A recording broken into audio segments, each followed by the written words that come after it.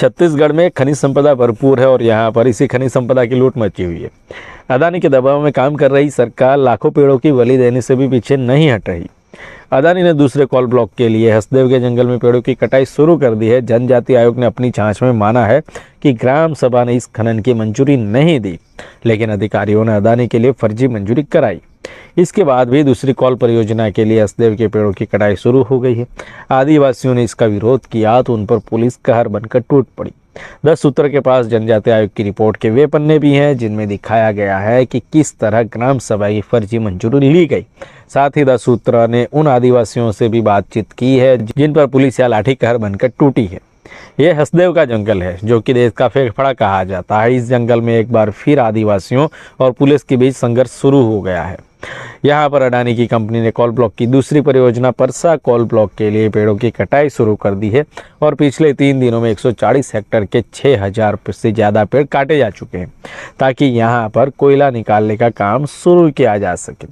यहाँ के आदिवासियों ने इन पेड़ों की कटाई का विरोध किया तो अदानी की तरफ से इन आदिवासियों की पिटाई के लिए आदिवासी सीएम की पुलिस उतर आई। यहाँ के आदिवासियों का कहना है कि यह जंगल उनकी देवी देवताओं का स्थान है, उनकी आजीविका का साधन है, वे इसे कटने नहीं देंगे। अब कोल ब्लॉक के लिए जो ग्राम सभा की फर्जी अनुमति ली गई उसकी बात करें तो राजस्थान सरकार को बिजली देने के लिए यहाँ पर अदानी को 3 कोल ब्लॉक आवंटित किए गए हैं। इनमें से दूसरे परसा कोल ब्लॉक के लिए पेड़ों की कटाई शुरू की गई है। इन कोल ब्लॉक को पर्यावरण समेत अन्य स्वीकृतियाँ मिली है, वे ग्राम सभा की मंजूरी के आधार पर दी गई है। लेकिन हैरानी की बात यह है कि ग्राम सभा की मंजूरी ही पूरी तरह से फर्जी है। जनजाति आयोग की रिपोर्ट में यह स्पष्ट है कि अधिकारियों ने अडानी के लिए ग्राम सभा की फर्जी अनुमति तैयार की। आयोग ने अपनी जांच में यह स्पष्ट तौर पर पाया है कि स्थानीय अधिकारियों ने ग्राम सभा के सदस्यों को इसकी अनुमति के लिए धमकाया और जब ये आदिवासी नहीं माने तो अधिकारियों ने फर्जी अनुमति तैयार कर ली। यह रिपोर्ट भले ही जारी नहीं की गई, लेकिन 10 सूत्र के पास रिपोर्ट के वे पन्ने हैं जिनमें ये बात लिखी गई है। छत्तीसगढ़ बचाओ आंदोलन से जुड़े आलोक शुक्ला कहते हैं कि यहाँ पर बीजेपी का नहीं बल्कि अदानी का शासन चल रहा है। अदानी के दबाव में ही ग्राम सभा की फर्जी अनुमति कराई गई। अब किस तरह से तैयार की गई फर्जी अनुमति इसकी बात करें तो ये है 27 जनवरी 2018 की ग्राम सभा की कार्यवाही की पंजी। इस पंजी में प्रस्ताव क्रमांक 21 के बारे में ग्राम सभा में चर्चा हुई। यह चर्चा वन अधिकार कानूनों को लेकर थी। इस विषय पर बात कर ग्राम सभा समाप्त कर दी गई। इस पर ग्राम सभा प्रधान, सचिव और सरपंच ने हस्ताक्षर किए, लेकिन अधिकारियों ने इस पंजी में ही खेल कर दिया। उन्होंने इन हस्ताक्षरों के नीचे प्रस्ताव 22 जोड़कर उसमें लिख दिया कि ग्राम सभा में यह प्रस्ताव सर्वसम्मति से पारित किया गया, जबकि ग्राम सभा में इस बात की चर्चा ही नहीं हुई। यहाँ पर अकेले सचिव के हस्ताक्षर करवा लिए गए। इस तरह इस फर्जी अनुमति से अदानी को यह कोल ब्लॉक आवंटित कर दिया गया, जबकि नियमानुसार ग्राम सभा की अनुमति के बिना यह कोल ब्लॉक जारी नहीं किया जा सकता। ग्राम सभा में उपस्थित गांव की सरपंच रन्याबाई ने भी आयोग को बयान दिया। रन्याबाई ने कहा कि जो ग्राम सभा हुई थी उसमें प्रस्ताव 1 से 21 तक ही चर्चा की गई।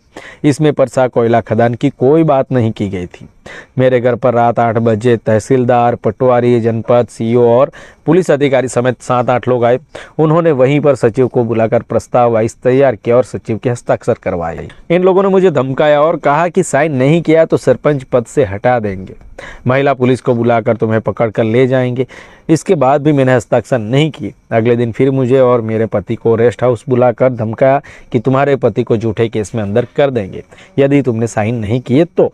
हमने फिर भी साइन नहीं किया और वहां से जैसे तैसे निकलकर घर आए। जनजाति आयोग के सामने दिए गए बयान के दस्तावेज भी 10 सूत्र के पास। सर्व आदिवासी समाज के कार्यकारी अध्यक्ष BS रावटे कहते हैं कि एक पेड़ मां के नाम पर लगाया जा रहा है और एक पेड़ अदानी के नाम से कटवाया जा रहा है। आयोग की रिपोर्ट सार्वजनिक करने की भी मांग हो रही है। छत्तीसगढ़ मुक्ति मोर्चा, सर्व आदिवासी समाज और छत्तीसगढ़ बचाओ आंदोलन के सदस्यों ने मांग की है कि जनजाति आयोग की जो रिपोर्ट है उसको सार्वजनिक किया जाए। परसा खदान के लिए हो रही पेड़ कटाई को तत्काल बंद कराया जाए। जिन अधिकारियों और अदानी की कंपनी के कर्ता धर्ता की सांठगांठ से यह फर्जीवाड़ा हुआ है उनके खिलाफ कड़ी कार्रवाई की जाए।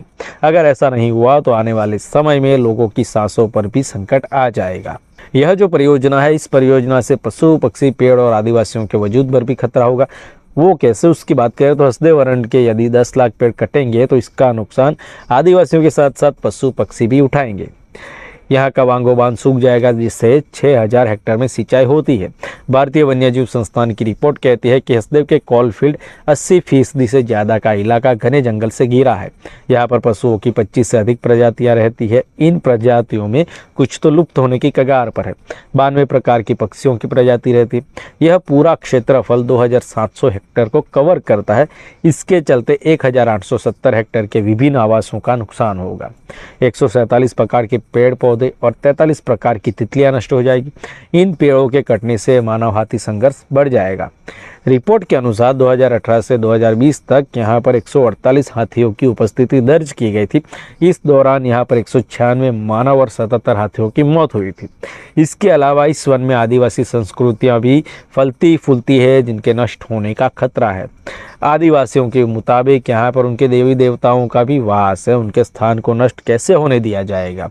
इसके साथ साथ हसदेव के जंगल को संरक्षित करने की भी मांग हो रही है।